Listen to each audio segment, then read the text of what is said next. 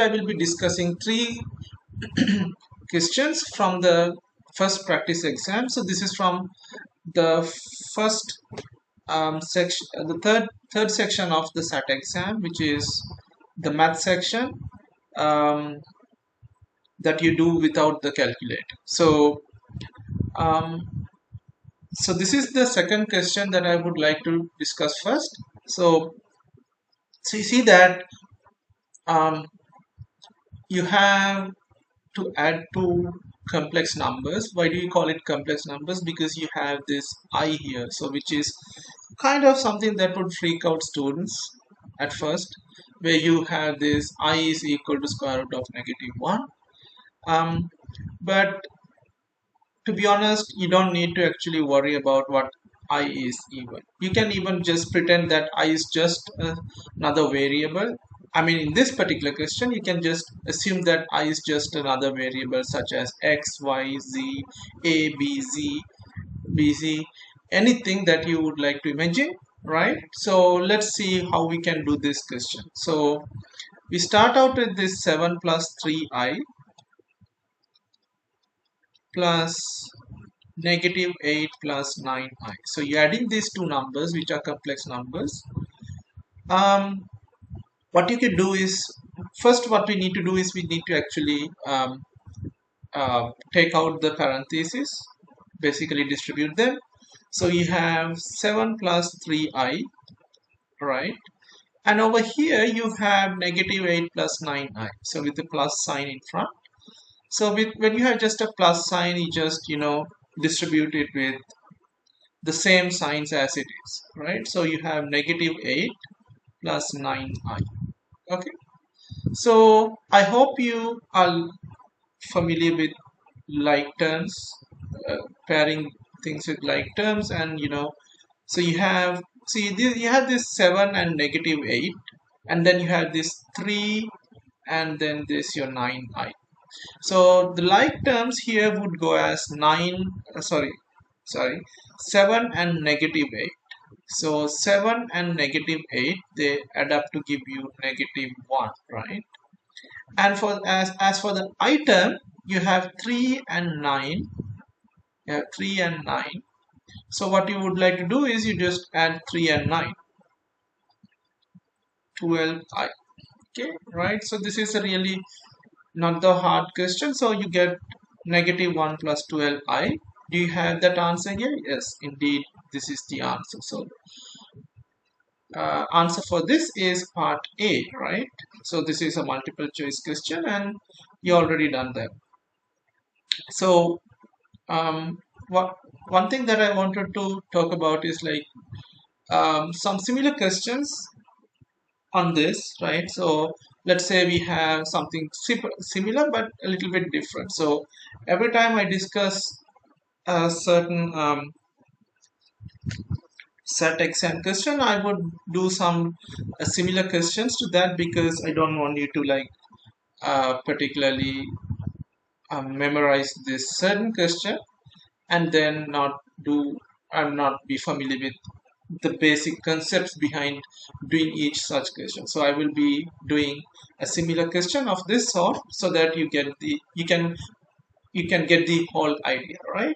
Okay, let's see a very similar question to this. So instead of having positive plus here, what if we had a negative, right? So let's do this example here. We have 7 plus 3i minus -8 plus 9i. So the only change that I did was just changing the plus to a negative in between the two complex numbers. All right. So let's see. So 7 plus 3i, we get rid of the parenthesis. And then we have a negative sign here, right? So now when you just get rid of the parenthesis of the second complex number, you will need to change the signs of both -8 and positive 9i, right? The reason is that when you just multiply negative and negative, it becomes positive. You multiply negative and positive, it becomes negative, right? So that's the reason. So Let's see how it goes. So negative times negative is positive, so you get 8. Negative times positive, you get negative 9i. Alright, okay, again, putting the like terms together, 7 plus 8, you have 15. 3i minus 9i, you get negative 6i, right? So for this, it would be 15 minus 6i. Good. Okay, so I hope that makes sense. And let's see another example.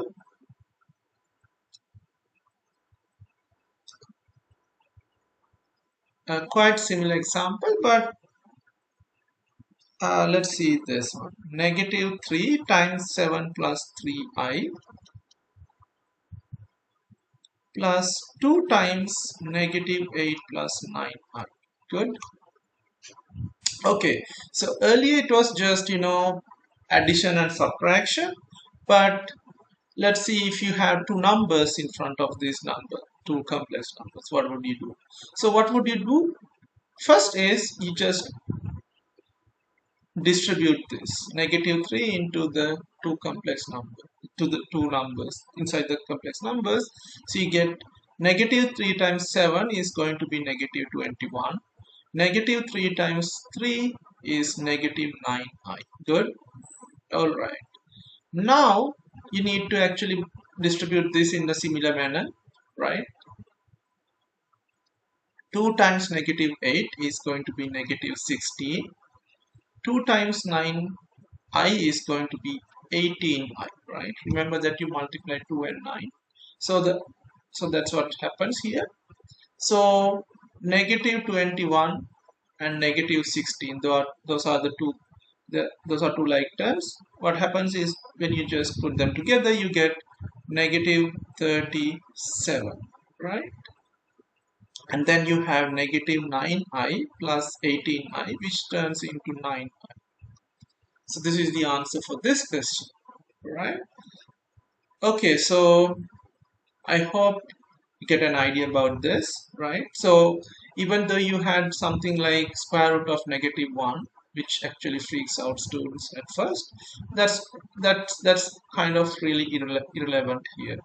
The only thing that matters is that your ability to uh, properly take out parentheses, and then you just do the like term computations, right? All right, so all right, let's move on to another question from the same practice exam. This is the fifth question on the no calculator section. um, right, okay, so this has a similar flavor to the previous one, whereby you actually take out the parentheses and then put together the like terms, right? Okay, so let's see. So let's write this down again. X squared y minus 3y squared plus 5xy. So that's inside parenthesis. Negative x squared y plus 3xy squared minus 3y squared. Good. All right. Let's get rid of the parenthesis first. So when you just get rid of the first parenthesis, you get x squared y minus 3y squared minus 5xy. Alright, so you have the second parenthesis. So you have to, so you have a negative in front. So as we see, so earlier, what we will be doing is we will be just flipping the signs of the terms, right? Okay, so because you just, for the same reason, where you get negatives and negative, you get positive. Negative times positive, you get negative, right? So on and on, right? All right, so that this should give you positive x squared y. This should give you negative 3xy squared, and then you should get, so this is a negative, so that this would flip into positive 3y squared. Good. Okay, now we need to look at the like terms here. So x squared y. Let's see if anything matches with this. So x squared y. So this is not matching, this is not matching, so we have a x squared y here, right?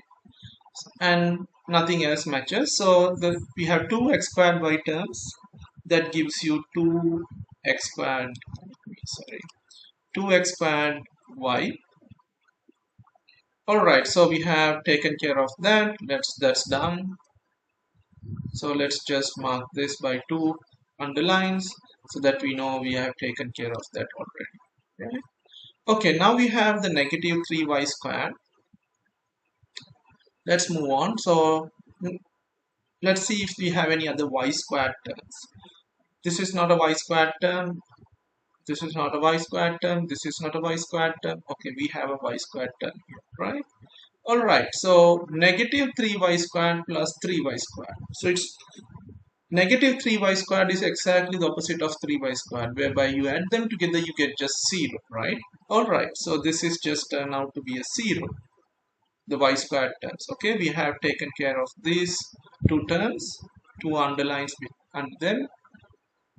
Okay, let's see the other term. Okay, so we have 5xy, so that's a xy term. Let's move on. So the only remaining,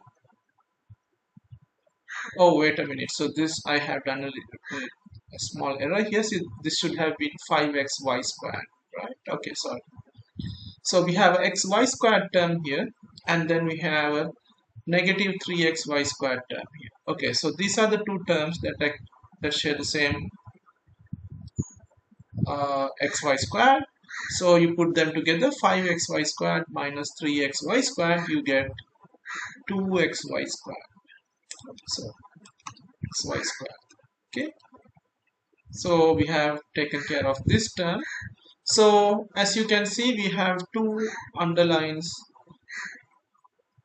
on all terms in the expression. So we have taken care of the entire expression. It's just that to just remaining to clean up the thing that we have produced here, right? So it's just 2x squared y plus 0. So 0 is just nothing, so you can just write this as 2x squared y plus 2xy squared, right? Good. So you have this answer here, C, which is 2x squared y plus 2xy squared. Okay, good. So let's discuss another similar question for on this. Right. Let's take this example. Okay, let me just scroll a little bit up. So 2 times x squared y minus 3xy squared plus x squared plus x squared negative 2y minus 1. So you have a little bit of work uh, more than what we had earlier, because we didn't have any numbers or variables in front of these factors in the previous ones, right? So it's just, but it's a similar idea. So first you get rid of the parenthesis, basically you distribute this. So when you distribute the first parenthesis, you get 2x squared y negative 6xy squared. So when you multiply 2 by this, so it's just that 2 and 3 multiplied together gives negative 6, but basically 2 times negative 3 multiplies to give you negative 6, and xy squared, that's just going to remain there, right? And you multiply 2 and x squared, that's just going to be 2x squared, right? You cannot do anything further. Alright, now we have this x squared and negative 2y negative 1, right? Okay, so that's not hard either. So you multiply them together. So basically you have a negative value here, so this becomes negative. There's a number here that's going to be 2, that's not going to change with the x squared. Instead you will have another x squared here with the y, right? So it's just multiplying 2 by x squared by y, right? So that's just it. And when you multiply x squared by negative 1, so that's a negative 1, this will give you negative x squared.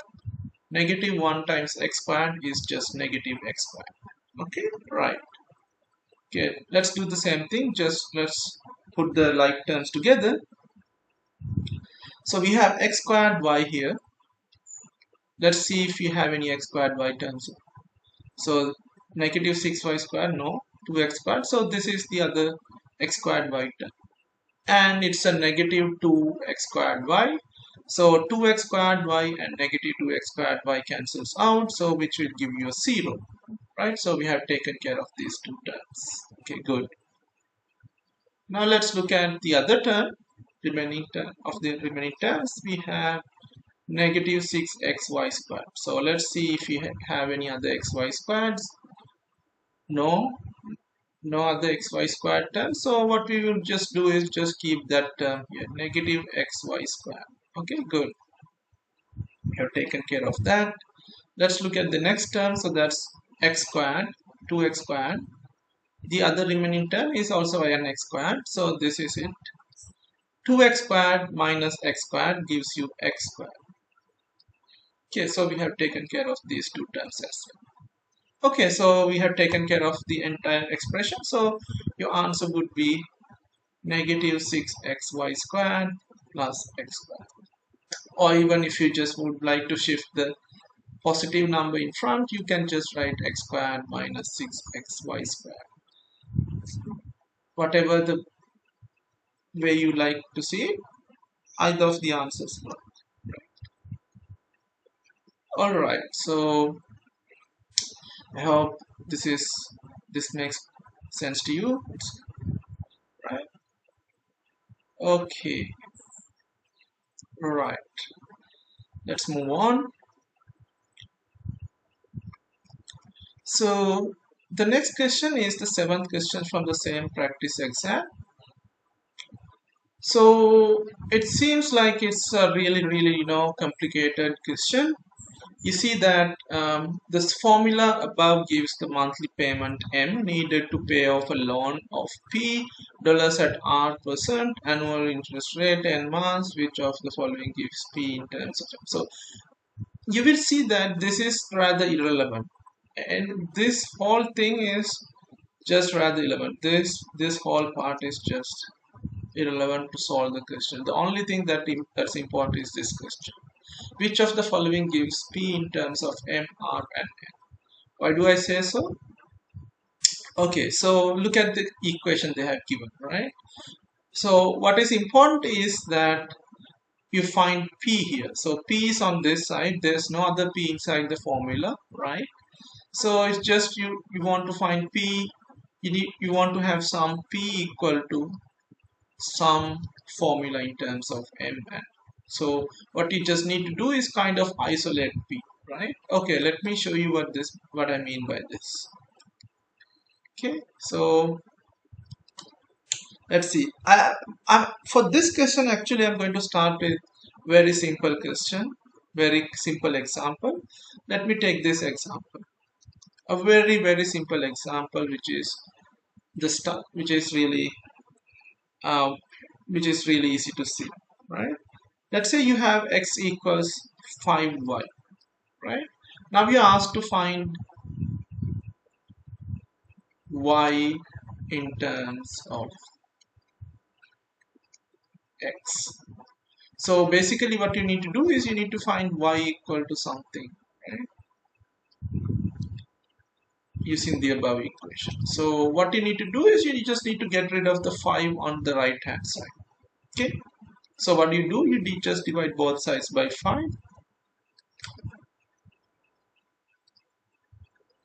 Divide by 5. So you end up having, so on the right hand side you just have y, right? Because the 5's cancel out. On this side you have x over 5. So basically y is equal to x over 5, right? So that's what you end up having. Okay. Okay, let's do a little bit. mm, mm, let's do another example. Let's say you have x equals 5 over 3y, right? Now it's not just the 5, you have a 3 on the bottom, right? What do? First, what you can just do is the same thing, you just multiply both sides by 3. So once you do that, you get 3x equals 5y, right? Okay, now we just, so let me just 3, right? Okay. Now, next what you do is you just divide both sides by 5. Okay, so you end up having 3x over 5 equals y. So this is just dividing by 5. Okay, so your answer would be 5 equals 3x over 5. Okay, so these were just simple examples that you would have found really easy, really baby. So can you see it's just the same thing, although you have this r and so complicating things. It's just this question has been intention, it has been made complicate, has been complicated intentionally to mask out the actual thing that a student should do here, right? They should have been doing something similar to the examples that I did earlier. So it's just that you have two numbers, or wait a minute, so it's just you have two numbers. I mean, you still have R and N, so why do I say numbers? Yeah, I mean, they are just numbers, except that they are in terms of some variable, right? So, and then you have another number, right? It's similar to having 5 over 3y, right? So, y is like p, x is like m here. So, what do you do? Well, you do the same thing that we did earlier. We would multiply both sides by this number, the denominator, and divide by the numerator over here, right? So first you multiply by this denominator here, this one.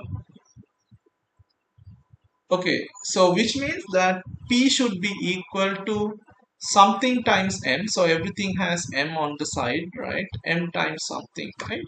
Which should be the denominator of the initial formula. So what's the denominator of the initial formula? It's this, right?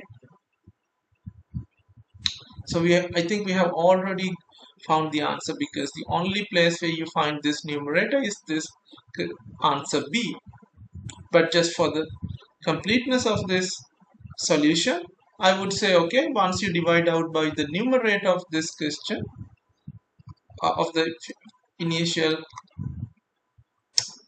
expression, it would be this. So you will have this on the denominator. Now the numerator would change into the denominator, which is this, right? So you see that the answer is just B. You don't need to even pay attention of what these R and N are. Just they're just, things that have given to, like, intentionally to put off the try to put off the students.